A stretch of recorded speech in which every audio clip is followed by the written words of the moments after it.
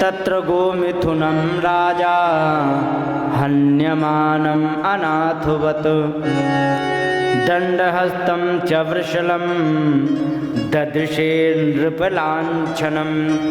हाथ में डंडा लेकर के राजा के वेश में राजा का रूप धारण किए हुए वहाँ पर एक वृषलम ददृशे, वृषल कहते हैं सूत्र को, और वहाँ पर देखा। और कैसे देखा कि दंडहस्तम, हाथ में डंडा लिए था, लेकिन कर क्या रहा था कि गोमिथुनम, गाय के जोड़े को हन्यमानम, मारते हुए, और ऐसे उसको देखा। और जब गाय के जोड़े को मारते हुए देखा तो राजा ने डांट दिया, कहने लगे ये बता कस्तम मच्छरणे लोके बलात् बद्य बलान बली, जबरदस्ती इनको तुम क्यों मार रहे हो ये बताओ। नर्व देवे देवोषि वेशेण नटवत कर्मणा दुजा, कहने लगे कि ये बता तो तुम राजा का रूप तो धारण किए हुए हो, लेकिन तुम्हारी शकल पे लिखा है कि तुम राजा नहीं हो। कौन हो बताओ। एक बात और बता दें, आपने पहले कभी नौटंकी देखी थी? नहीं देखी? अरे तुम लोग बोलते ही नहीं हो, क्या चक्कर है? हाँ या ना कुछ तो कहा करो। हाँ तो ऐसे बोलो ना। हाँ रामलीला और ये सब देखा होगा ना। तो सुनो, उसमें तुमने राजा बने हुए कलाकारों को देखा होगा, देखा होगा कि नहीं? तो राजा बने हुए कलाकारों को देखने से, शकल के देखने से ही पता लग जाता है कि किसी गांव का एक किसान है। रूप कितना भी बढ़िया बना ले, लेकिन शकल से तो पता लग ही रहा कि ये गांव का किसान है। लगता कि नहीं? ऐसे ही कह रहे हैं कि तुम देखने में तो राजा का रूप धारण तो करे हो, लेकिन तुम्हारी शकल से पता लग रहा है कि तुम राजा क्षत्रिय नहीं हो। एक तरह से सीधी सी कह रहे हो। और नट की तरह नाटक कर रहे हो। कौन हो और क्यों ऐसा कर रहे हो बताओ मुझे। तब यहाँ पर उन्होंने जा कर के जो बैल को मार रहे थे उनसे पूछा, बताइए तुम्हें इसी ने मारा है कि कोई और भी मार पीट के चला गया है तुम्हें? तब उन्होंने बताया कि क्या बताया जाए, मुझे कौन मार रहा है मुझे स्वयं पता नहीं है। ना वयम क्लेश बीजानी यथा शिव पुरुषर सब पुरुषम ते विजानीमो वाक्य भेदो भेद विमोहिता। क्या बताया जाए, कौन हमें दुख दे रहा कौन दुख नहीं दे रहा, हम इस पर हम कुछ कह ही नहीं पा रहे हैं। क्योंकि क्यों नहीं कह पा रहे हो? अरे जाने कितने लोग, हर व्यक्ति की अपनी अपनी मानसिकता होती है। कोई कहते हैं कि इसके कर्म इसको दुख दे रहे, कोई कह रहे हैं कि तुम्हारी आत्मा दुख दे रही है। केचित विकतमाना आहुरात्मा आत्मना, कुछ लोग कहते हैं कि तुम्हारी आत्मा को दुख देने वाला तुम्हारी ही आत्मा है, कोई दूसरा दे ही नहीं रहा है। और दैवम परे कर्म स्वभावम अपरे प्रभुम, कुछ लोग कह रहे हैं कि देवता दुख देते हैं, कुछ लोग कहते हैं कि कि कर्म दुख देते हैं, और कुछ कह रहे हैं कि तुम्हारा स्वभाव ही है जो तुम्हें दुख दे रहा है। अच्छा, स्वभाव से दुख मिलता है, अनुभव है कि नहीं है? नहीं है कि नहीं है? स्वभाव ऐसे है कि कभी कभी क्या होता है, रिश्तेदारी में आप लोगों ने देखा होगा कि कोई मजाक करने वाला होता है, रिश्ता होता है ना। तो मान लीजिए जीजा जी आए हैं, साली से मजाक कर दी, ठीक है। तो जीजा जी ने 2 साली हैं, एक से मजाक कर दी तो मुस्कुरा गई, और एक साली से मजाक कर दी तो उसकी भौं तन गई, और कहती है कि हमें मजाक नहीं पसंद है, मुझसे मजाक मत किया करो जीजा जी, कह देती कि नहीं। और एक से मजाक की, वो मुस्कुरा गई। सच बताना, जीजा जी ने दोनों के लिए अलग अलग काम किया या एक ही काम किया मजाक करने का? एक है कि नहीं? तो एक की भौं तन गई, एक मुस्कुरा गई। क्यों मुस्कुरा गई? स्वभाव। यही तो कह रहे हैं कि एक का स्वभाव है प्रेम करने वाला। प्रेम करने वाला जो स्वभाव होता है ना, वो अपने से बराबर वाले की हंसी मजाक को जान जाता है। तो प्रेम करने वाला उस हंसी मजाक को हंसी मजाक की तरह ख़त्म कर देता। लेकिन एक का स्वभाव बिल्कुल भी प्रेम करने का नहीं है। ऐसे मान लो जैसे कि सरसों के दाने से तेल निकाल लिया जाए। ये आ गए रिश्तेदार आ गए, देखो।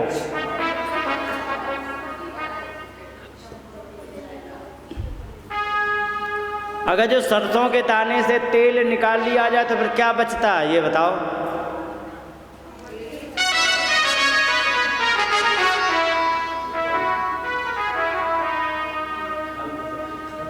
वो चप्पल काट रहे हैं।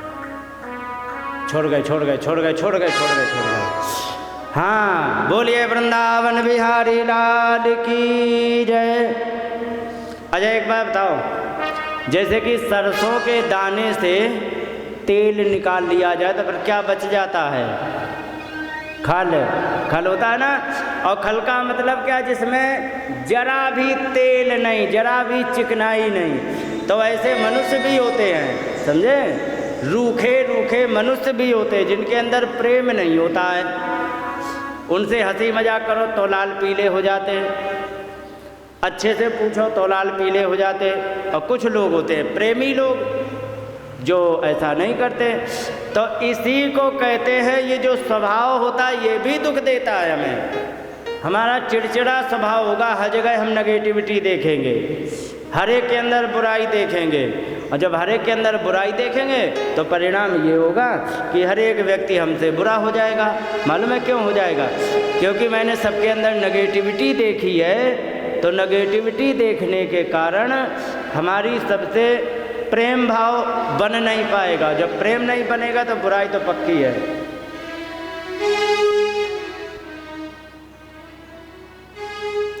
क्योंकि ध्यान रखो माता जी, नियम क्या होता है, अगर जो हम अच्छा कार्य ना करें तो बुरा तो अपने आप हो ही जाएगा। हो जाएगा कि नहीं? अच्छा एक बात बताओ, कपड़े को धोना पड़ता है या गंदा करना पड़ता है? धोना पड़ता है। गंदा करने का कोई प्रयास करता है? नहीं करता ना, फिर भी गंदा होता है कि नहीं? तो ध्यान रखो, अच्छा कार्य नहीं करोगे तो बुरे में तो तुम जाओगे ही जाओगे। ठीक है? हाँ, तो यही बात आती है। तो जिसके अंदर अच्छा स्वभाव नहीं होता है तो फिर बुराई तो अपने आप है। अच्छे के लिए प्रयास करना पड़ता है, बुरे के लिए कोई प्रयास नहीं करना पड़ता है। ज्ञान प्राप्त करने के लिए हमें विद्यालय जाना पड़ता है। ठीक है? और मात्र विद्यालय जाना बंद कर दे तो मूर्ख होने के लिए कहीं जाना पड़ेगा क्या? नहीं जाना पड़ेगा। ठीक है? अच्छे व्यक्ति बनने के लिए अच्छे व्यक्ति की संगत करनी पड़ेगी। अब अगर जो अच्छे व्यक्ति की संगत नहीं की तो बुरा होने से कोई रोक पाएगा? तो संसार में जितनी भी चीज़ें हैं, आप सबने देखा होगा कि पृथ्वी नेगेटिव चार्ज होती है। समझ रहे हो? पृथ्वी माता नेगेटिव चार्ज होती है। इसीलिए बिजली के फेस को यदि ज़मीन में लगा देते हैं ना तो स्पार्क करता है, क्योंकि वो नेगेटिव चार्ज है तो उसको खींच लेता है। तो पृथ्वी पर ज़्यादातर नेगेटिव चीज़ें अपने आप हैं। ठीक है? पॉजिटिव तो हमें करना पड़ता है। गंदा कपड़े को धोना बंद कर दो, गंदा करने के लिए कहीं तुम्हें नहीं जाना पड़ेगा। समझे? घर की सफाई करना बंद कर दो, तुम्हें गंदा करने का कोई प्रयास नहीं करना पड़ेगा, लेकिन शमशान घाट बन जाएगा कि नहीं? प्रेत निवास। रोज झाड़ू लगाना पड़ता है साफ करने के लिए। और जहाँ पर एक बार झाड़ू ना लगाओ तो मकड़ियों को क्या निमंत्रण देना पड़ेगा कि आ जाओ तुम जाला लगाओ? तो बुरी चीज़ के लिए कभी भी प्रयास नहीं करना पड़ता, वो हमारे साथ जुड़ी है, उससे बचने का प्रयास करना पड़ता है। समझ गए?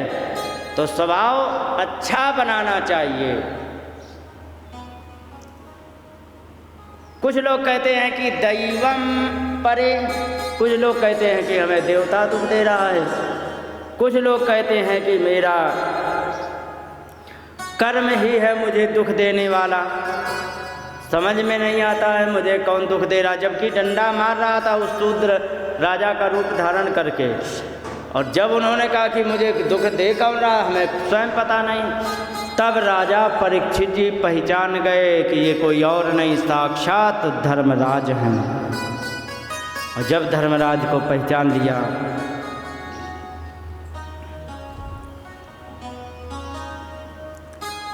तब राजा ने कहा कि धर्मम ब्रवीषि धर्मज्ञ धर्मोसी वृष रूप धृक। तुमने जो भी है धर्मज्ञ, धर्म के ज्ञाता, मैं जान गया कि तुम धर्मः असि, तुम धर्म हो जो वृष रूप धृक, बैल का रूप धारण किए, साक्षात धर्मराज हो। मैं समझ गया यद धर्म कृत स्थानम सूचकस्यापि तद्भवेत। इस प्रकार से जब उन्होंने बताया, तब तुरंत डांटने लग गए, कलयुग से कहने लगे कि ये कलयुग, जाओ तुम हमारा राज्य छोड़ करके कहीं भी चले जाओ, लेकिन मेरे राज्य से भाग जाओ, और वो भी शीघ्रता से। धर्मराज ने कहा हम कहाँ जाए, वो कलयुग ने कहा मैं कहाँ जाऊँ महाराज, क्योंकि क्यों, इतनी बड़ी पृथ्वी पड़ी है, इसमें तुम कहीं भी चले जाओ, तुम्हें कौन रोक रहा है, पर हमारे राज्य से जाओ। उन्होंने कहा हम पृथ्वी में किसी भी क्षेत्र में जाएंगे, वहाँ पर आपका राज है, और आपका जहाँ पर राज है वहाँ यदि ना जाए तो हमें इस पृथ्वी को ही छोड़ना पड़ेगा। इसलिए सरकार आपको तो अपने राज्य में ही स्थान देना पड़ेगा। परीक्षित जी ने कहा अच्छा मेरे भी राज्य में स्थान चाहिए, क्योंकि जी, और ना दें तो क्योंकि नहीं देना पड़ेगा, क्योंकि समय के चक्र को आप बदल नहीं पाएंगे, क्योंकि समय जो था वो आज मेरा आ गया है। तो उन्होंने कहा कि ठीक है कोई बात नहीं। तो उन्होंने कहा कि ऐसा है, यदि हमारे ही राज्य में रहना है तो आपको सब जगह दुकान ना लगा करके जहाँ मैं कहूँ वहाँ पर ही आप अपना निवास स्थान बनाएं, क्योंकि कहाँ बनाएं। तब उन्होंने बताया द्यूतम पानम स्त्रिया सूना यत्रा धर्म चतुर्विधा।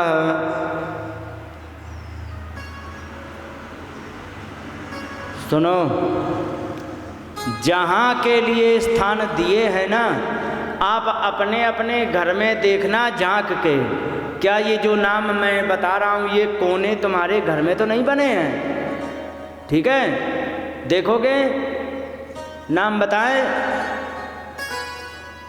अरे भगवान, यहाँ के तो विचित्र श्रोता हैं, कोई जवाब ही नहीं देते, क्या चक्कर है। राधे श्याम माता। सुनो, द्यूत कहते हैं जुआ को, जिसके घर में जुआ खेला जाता हो, ठीक है, उसके घर में कलयुग का प्रवेश।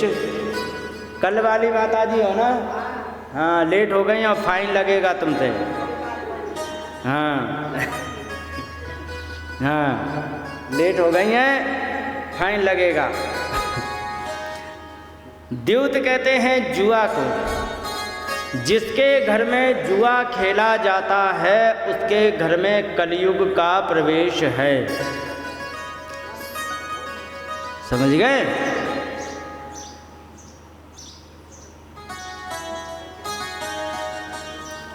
अब जुए से क्या होता है देखो,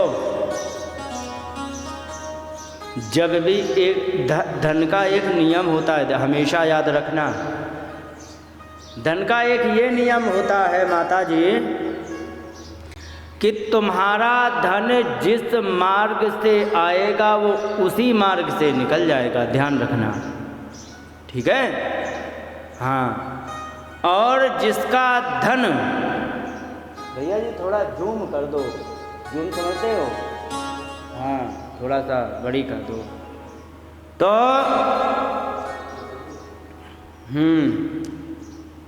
ऊपर सबसे हत्थे पे दे, हाँ यहाँ से नहीं छेड़ना, ऊपर ऊपर बटन लगी है जिससे पकड़ते हैं, हाँ आगे की दबाओ। हाँ, और बस। बोलिए वृंदावन बिहारी लाल की जय। द्यूत कहते हैं जुए को।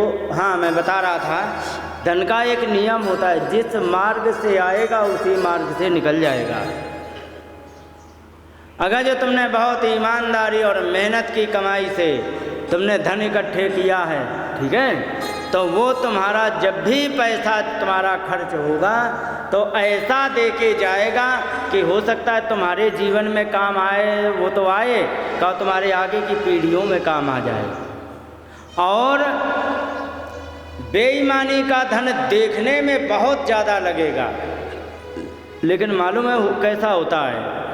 घास जानती हो? घास ठंड में कभी आपने घास जला के और उसमें हाथ सेके हैं?